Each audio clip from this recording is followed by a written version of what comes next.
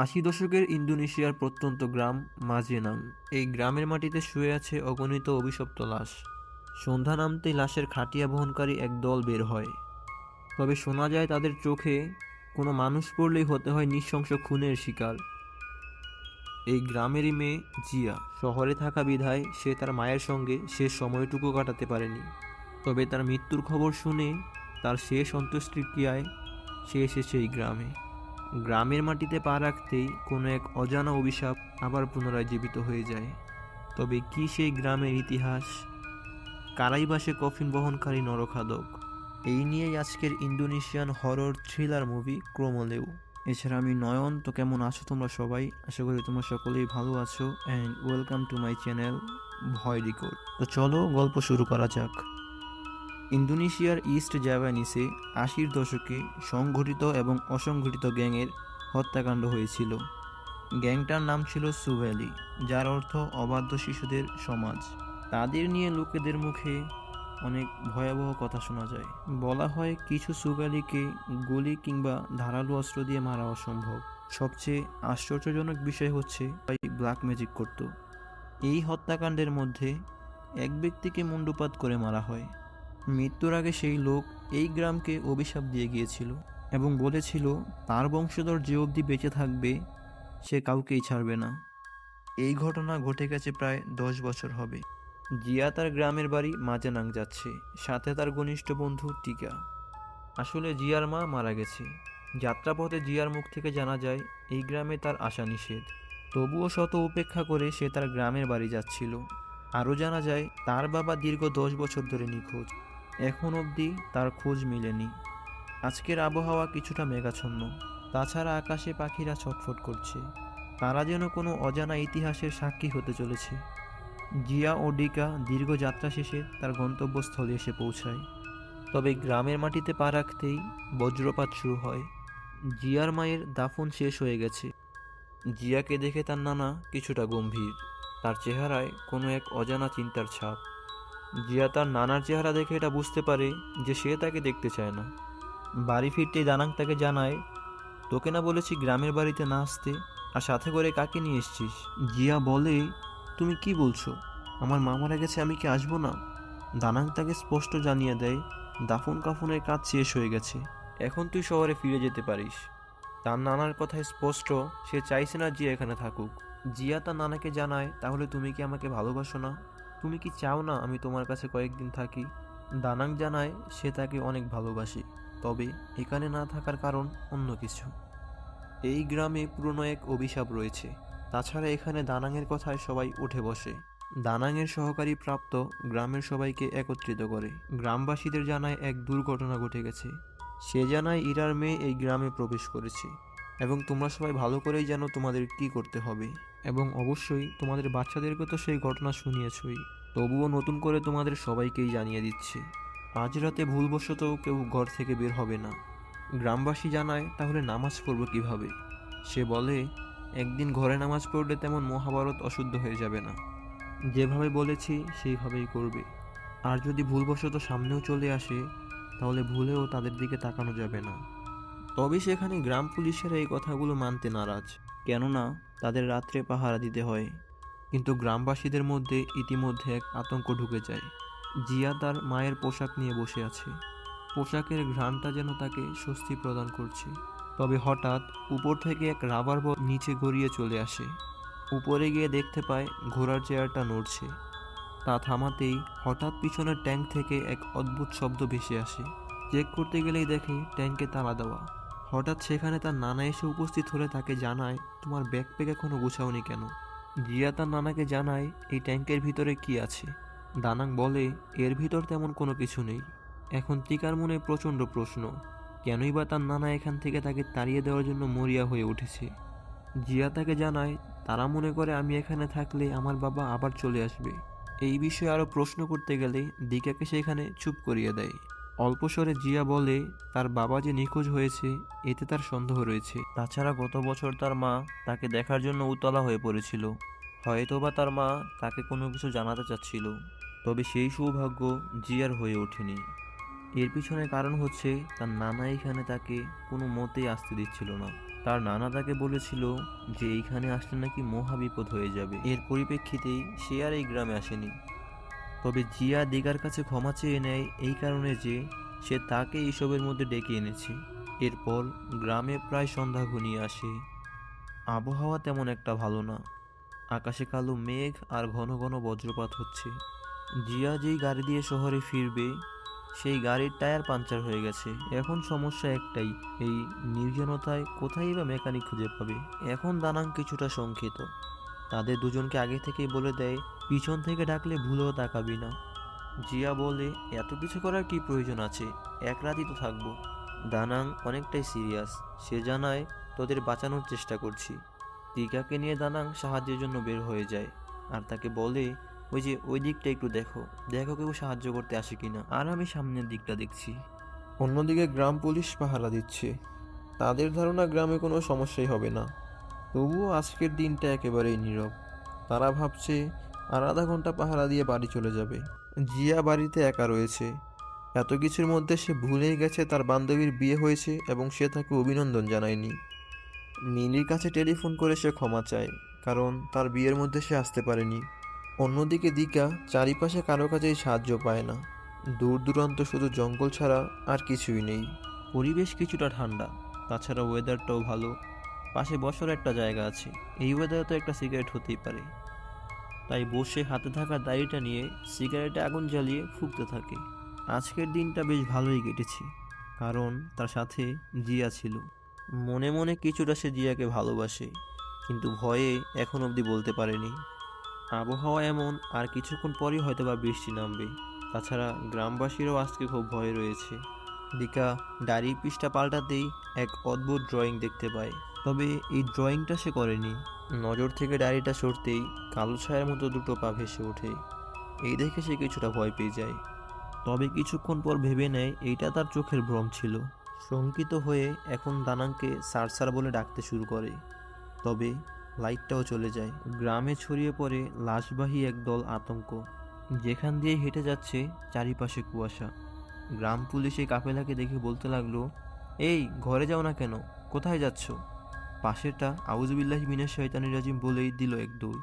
পাশে তাকিয়ে দেখে তার পিছনে কেউ নেই। ইতিমধ্যেই সেই ভয়ঙ্কর নরখাদকগুলো তার সামনে। ভয়ে সে চিৎকার দিয়ে দৌড়। অন্যদিকে মিলির মাও তাদের দেখতে পায়। তড়িঘড়ি করে ঘরের ভিতর ঢুকে তার মেয়েকে এক আলমারির ভিতরে লুকিয়ে রাখে। তাকে বলে কোনোভাবেই এখান থেকে বের হবে না। টিকা ভয় পেয়ে এসে গাড়ির এখানে লুকিয়ে আছে। পাশ থেকে জিয়া এসে বলে এখানে কি করছো? কোনো কথা না বলে সে জিয়াকে নিয়ে এখান থেকে চলে যেতে লাগলো। জিয়া বলে থামো, কি হয়েছে শুনি। এই গ্রামের মধ্যে অস্বাভাবিক কিছু আছে, আমি নিজ চোখে দেখেছি। এখানে আর একটা মুহূর্ত থাকা যাবে না। কেন, তুমি কি দেখেছো? এবার দিকা তাকে জানায় এক লাশ বহনকারী কাফেলা দেখেছে। আরও জানায় এরা কোনো মতে মানুষ হতে পারে না, তারা সবাই মৃত। দিকা সিরিয়াস হয়ে বলছে আমি কোনো মজা করছি না, আমি সত্যিই তাদের দেখেছি। আর তুমি কেনই বা গাড়ির টায়ারটা পাঞ্চার করতে গেলে? এখান থেকে এখন আমরা কিভাবে পালাবো? আসলে এখানে থাকার জন্য ইচ্ছা করে জিয়া গাড়ির টায়ারটা পাঞ্চার করেছিল। অন্যদিকে গ্রাম পুলিশ দৌড়াতে দৌড়াতে তার বন্ধু জনের খোঁজ পায়। গিয়েই তাকে বলে শালা তুই আমাকে বিপদে ফেলে রেখে কিভাবে চলে আসতে পারিস? এতদিন যা শুনেছি আজ তার প্রমাণও পেয়ে গেলাম। একেই বলে বিপদে বন্ধুর পরিচয়। জন যখন বেল বাজিয়ে গ্রামবাসীকে সতর্ক করতেই যাবে, পাশেই দেখে বুট নিজের মাথা নিজেই ঠুকরাচ্ছে। রক্ত দিয়ে পুরোটা মাথা ভরে যায় এবং সে তাকে বলতে লাগলো জন আমাকে সাহায্য করো। এইভাবে মাথা টুকরাতে টুকরাতে সেখানে সে মারা যায়। জন এখন এতটাই ভয়ের মধ্যে আছে যে তার হাত পা আর কাজ করছে না এবং হঠাৎ করেই জনের এক হাত কেটে গিয়ে ছিটকে পড়ে জিয়া এবং ডিকার কাছে। এই দৃশ্য দেখে তাদের দুজনের গায়ের লোম দাঁড়িয়ে যায়। সেই মুহূর্তেই অদৃশ্য এক শক্তি ডিকাকে গলা চেপে ধরে। দানাং চলে এসে হাওয়ায় এক গুলি চালায়, যার ফলে ডিকা অদৃশ্য শক্তি থেকে মুক্তি পায়। অন্যদিকে মিলার মা ভয়ে খাটের নিচে গিয়ে লুকিয়ে পড়ে। হঠাৎ কোনো এক অদৃশ্য শক্তি তাকে টেনে নিয়ে গিয়ে দূরে ফেলে দেয়। গলায় চেপে ধরে তাকে শূন্যে ভাসাতে শুরু করে। এক পর্যায়ে তার পেট ছিঁড়ে সম্পূর্ণ নাড়িভুড়ি বের করে ফেলে। এই সম্পূর্ণ ঘটনা তার মেয়ে আলমারির ভিতর থেকে লুকিয়ে লুকিয়ে দেখছিল। ভয়ে সেখানে সে বাকরুদ্ধ। অন্যদিকে জঙ্গলের পথ ধরে দানাং, জিয়া ও টিকা সেখান থেকে পালাচ্ছিল। হঠাৎ দিকার পা ধরে কে যেন টেনে বসে। দানাংয়ের কাছে এক আয়না, এদের একমাত্র আয়নাতেই দেখা যায়। টিকা সেই অবয়ব থেকে ছাড়া পেয়ে গেলে দানাংকে সেখানে রেখেই জিয়াকে নিয়ে সে পালাতে শুরু করে। জিয়া তার নানাকে ছাড়া এখান থেকে যাবে না। টিকা জিয়াকে বোঝানোর চেষ্টা করছিল, তোমার নানা এখনো অবধি বেঁচে আছে, তারা এখন অবধি তার কোনো ক্ষতি করতে পারেনি। তাদের থেকে কিভাবে বেঁচে থাকতে হয় তা তোমার নানা খুব ভালো করেই জানে, তোমার এইসব নিয়ে চিন্তা করার দরকার নেই। তবে তারা দুজনেই সেখানে শঙ্কিত, কারণ রাতটা তারা কোথায় কাটাবে। জিয়া জানায় সামনেই তার ফ্রেন্ড মিলার বাড়ি, এবং হাঁটতে হাঁটতে অবশেষে তাদের বাড়ির সামনে গিয়ে পৌঁছায়। সম্পূর্ণ বাড়ি অন্ধকারে আচ্ছন্ন। বাড়িতে প্রবেশ করেই মিলা বলে কয়েকটা ডাক দিতে শুরু করে, তবে কারো কোনো সাড়া শব্দ পাওয়া যায় না। টিকা তাদের ড্রাইভারকে কল দিচ্ছে, তবে টেলিফোনেও কোনো সংযোগ নেই। জিয়া মেঝেতে থাকা রক্ত দেখে উপরে তাকাতেই এক চিৎকার দিয়ে বসে। ঝুলে আছে মিলার মায়ের ক্ষতবিক্ষত লাশ। চিৎকার শুনতে পেয়ে আলমারির ভিতরে মিলাও চিৎকার দিয়ে বসে। জিয়া তাকে জিজ্ঞেস করে কি হয়েছে। এর উত্তরে মিলা জানায় ক্রমলেও এসেছে, তারা সেখানে যাওয়ার পথ খুঁজে পাচ্ছে না। টিকা জানায় যেভাবেই হোক এখান থেকে রাতের মধ্যে বের হয়ে যেতে হবে। আশ্চর্য বিষয়, এই মধ্যরাতে ঘন জঙ্গলের মধ্যে একটা গাড়ি তাদের দিকে আসছে। হাতে ইশারা করে ডাক দিলেই হঠাৎ তারা দেখতে পায় এটা কোনো গাড়ি নয়, বরং এতক্ষণ তারা যা দেখছিল এটা তাদের চোখের ভ্রম। ডিকার অনুভব হলো তার পা একটা নেই, সে কান্নায় ছটফট করতে লাগলো। এই কাটা পা নিয়ে তারা দুজন ডিকাকে বহন করে সেখান থেকে দৌড়াচ্ছিল। পা কাটার প্রচণ্ড ব্যথা তার সহ্য হচ্ছিল না। আজও অবধি ডিকা তাকে একটা কথা বলতে পারেনি। জিয়াকে সে সেখানে জানায়, আমি তোমাকে ভালোবাসি। মুহূর্তের মধ্যেই ডিকার পেট ছিঁড়ে যায়, যেমনটা তার পেট থেকে আস্ত নাড়ি বুড়ি বের করে ফেলা হচ্ছে। এই দৃশ্য দেখে জিয়া নিজেকে সামলাতে পারেনি এবং অঝরে কান্না করেই যাচ্ছে। বিষয়টা জিয়াকে গভীরভাবে এতটাই শক করেছে যে মুহূর্তের মধ্যেই সে অজ্ঞান হয়ে পড়ে যায়। অন্যদিকে দানাং প্রাপ্তর বাড়িতে চলে যায়, গিয়েই তাকে বলছে রক্ষা কবচটা কোথায়।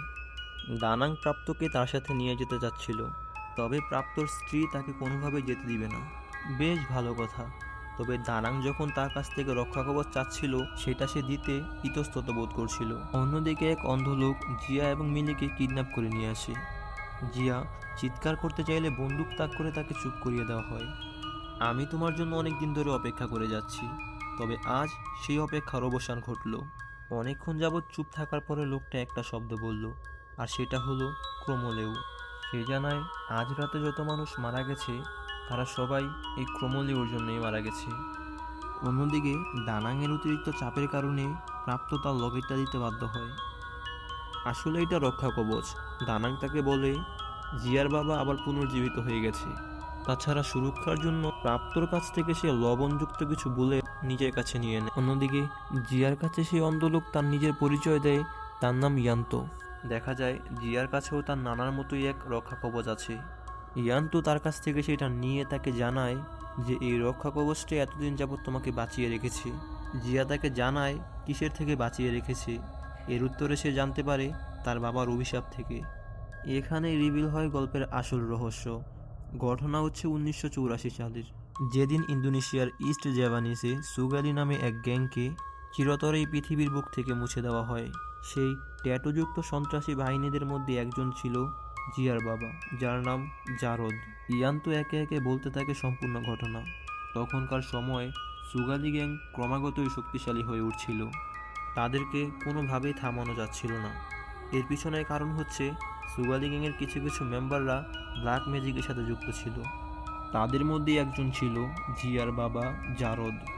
এক বিশেষ কালো জাদুর ফলে তার বাবা অমরত্ব হাসিল করেছিল। সে জানায় আসল কালপিট হচ্ছে তোমার নানা।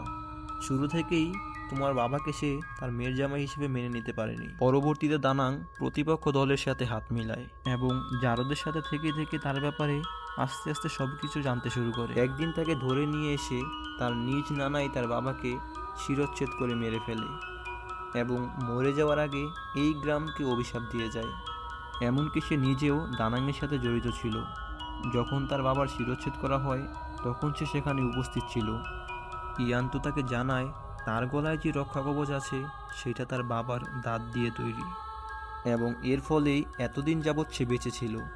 তবে সেই ম্যাসাকারে যেই সুগালি মেম্বারগুলো মারা গেছে তারা সবাই অতৃপ্ত আত্মা হয়ে এই গ্রামে ঘুরে বেড়ায় এবং তাদেরকেই বলা হয় ক্রমলেউ। এর অর্থ হচ্ছে গরখোদক। ক্রুমলেও তাদেরকেই বলা হয় যারা লাশ খননের কাজ করে অথবা লাশ বহন করে থাকে। যদি ভুলবশত তাদের চোখে চোখ পড়ে যায় তাহলে তার অস্তিত্বই সংকটে পড়ে যায়, এবং এই কারণেই ইয়ান্তু নিজের চোখ নিজেই অন্ধ করে ফেলেছে যাতে করে সে তাদের দেখতে না পারে।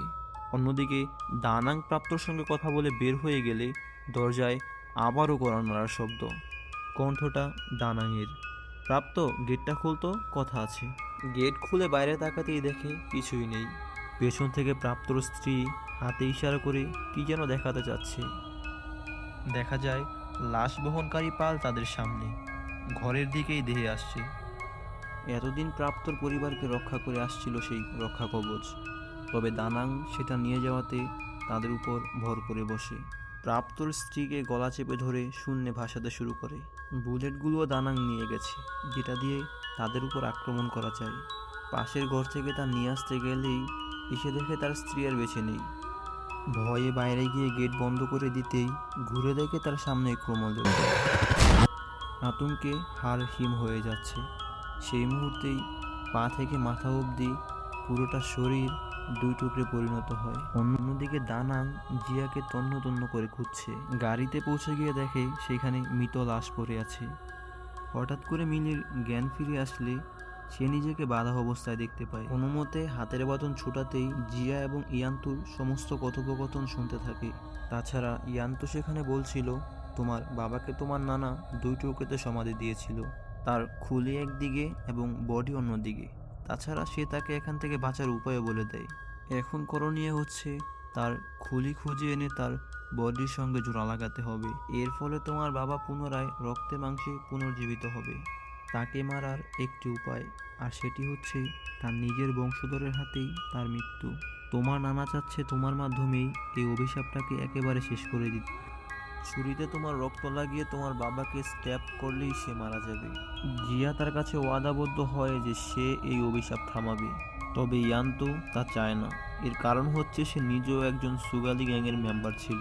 যখন তাদের গ্রুপের মানুষদের মারা হয় তখন এই গ্রামের সমস্ত মানুষ চুপ ছিল, এবং ইয়ান্তু চায় এই গ্রামের মানুষ ধুকে ধুকে মরুক। ইয়ান্তু যখন জিয়ার উপর গান পয়েন্ট করে ঠিক সেই মুহূর্তে তার নানা এখানে এসে উপস্থিত হয়। তাদের দুজনের মাঝে প্রচণ্ড ধস্তাধস্তি হয় এবং এক পর্যায়ে সে অক্ষত হয়ে যায়।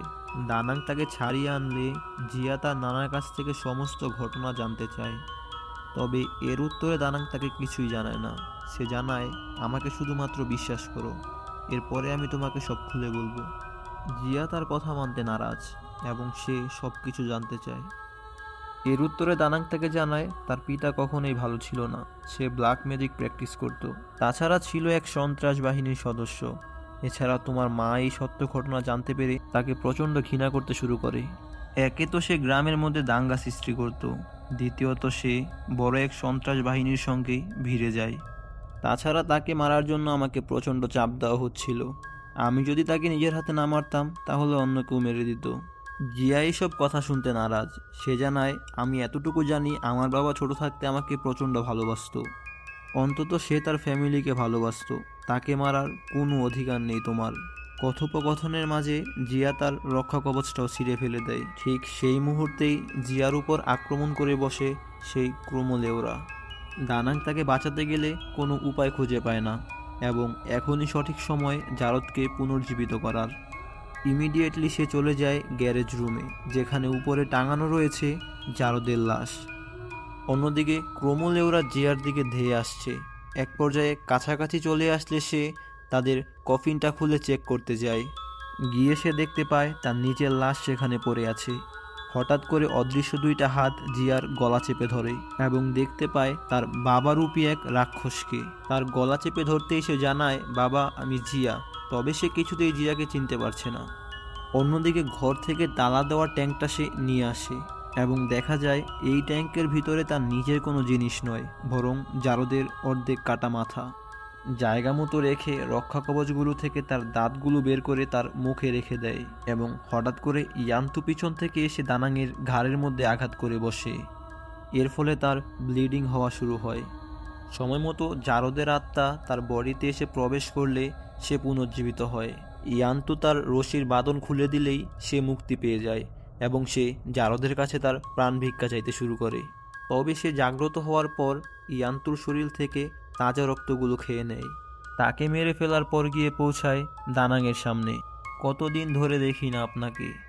আজকের রাতটা আপনার জন্য সময় খুবই ধীরগতিতে চলবে, কেননা আজকে আপনার শাস্তির দিন। জারদের কাছ থেকে জানা যায় আসল ঘটনা। জারদের গ্রুপে ব্ল্যাক ম্যাজিশিয়ান অনেক ছিল, তবে তার লিডার এমন এক চর্চা করত যার ফলে সে অমরত্ব হাসিল করেছিল। প্রতিপক্ষ দলেরা এই খবর থেকে অবগত ছিল কিভাবে তারা অমরত্ব হাসিল করে। এর ফলে তারা দানাংয়ের সাথে চুক্তিবদ্ধ হয়। দানাং তার মেয়ের জামাইকে বলে সে যেন ব্ল্যাক ম্যাজিক চালিয়ে যায় এবং এটাকে পারফেক্টভাবে যেন সে আয়ত্ত করে, এবং দানাংয়ের মেয়ে ইরা সেটা জেনে যায়, যার ফলে সে জারদের কাছ থেকে মুখ ফিরিয়ে নেয়। আর এই সব কিছু দেখে জারদ এক পর্যায়ে সব কিছু ত্যাগ করে এবং সে পুরো স্বাভাবিক জীবনযাপন শুরু করে। কিন্তু দানাং মনে করে সে আগের মতোই চলাফেরা করছে, যার ফলে তাকে মারতে সে বাধ্য। তবে তাকে মারার পরে সে আফসোস করে, কিন্তু ততক্ষণে দেরি হয়ে যায়। সেখানে জিয়া চলে আসে। তার বাবাকে মানুষ রূপে দেখতে পেয়ে সে গিয়ে তাকে জড়িয়ে ধরে। জিয়া জানায় তোমার নানার উপর রাগ হওয়াটাই স্বাভাবিক, কিন্তু তাকে তুমি ক্ষমা করে দাও। তবে জারদ তাকে উল্টে বলে তুমি তোমার মায়ের মতো হয়েছ। সেও মানুষদের ক্ষমা করতে ভালোবাসতো, কিন্তু এ ক্ষমার যোগ্য নয়। তাকে ধাক্কা দিয়ে সে চলে যায় দানাংকে মারার জন্য। অনেক আকুতি মিনতি করার পরেও তার বাবা তার কথায় রাজি হয় না। এর ফলে সে বাধ্য হয়ে নিজের রক্ত ছুরিতে ছিটিয়ে নিজ হাতে তার বাবাকে হত্যা করে। অতিরিক্ত ব্লিডিং হওয়ার কারণে দানাংকে সে ধরে হসপিটাল নিয়ে যাচ্ছিল। তবে দানাং আন্দাজ করতে পারে সে হয়তোবা বাঁচবে না। হঠাৎ করে সেখানে গান নিয়ে মিলি উপস্থিত হয় এবং সে বলে এখানে যা হয়েছে আমি সব শুনেছি। জিয়া, তোমার জন্য আমার মা মারা গেছে, তোমাকে আমি কোনো মতেই বাঁচতে দিব না। এই বলে মিলি তাদের দুজনের উপর গুলি চালাতে শুরু করে। তবে দানাংয়ের কারণে জিয়া বেঁচে গেলেও তার বুকে গিয়ে গুলিটা লাগে। জিয়াকে বাঁচাতে গিয়ে দানাং ছুরি দিয়ে মিলিকে আঘাত করে সেখানেই মেরে ফেলে। জিয়ার শরীর একেবারে অবশ হয়ে গেছে, হয়তোবা একটু পরেই সে মারা যাবে। কিন্তু সে তো মরতে চায় না। সঠিক মুহূর্তেই তার বাবাকে আঘাত করা ছুরিটা হাতে নিয়ে তার থেকে রক্ত চেটে খেয়ে ফেলে এবং দেখা যায় জিয়াও এখানে ক্রমলেও হয়ে গেছে, যাকে কিনা কোনো গুলি কিংবা ধারালো অস্ত্র দিয়ে মারা অসম্ভব।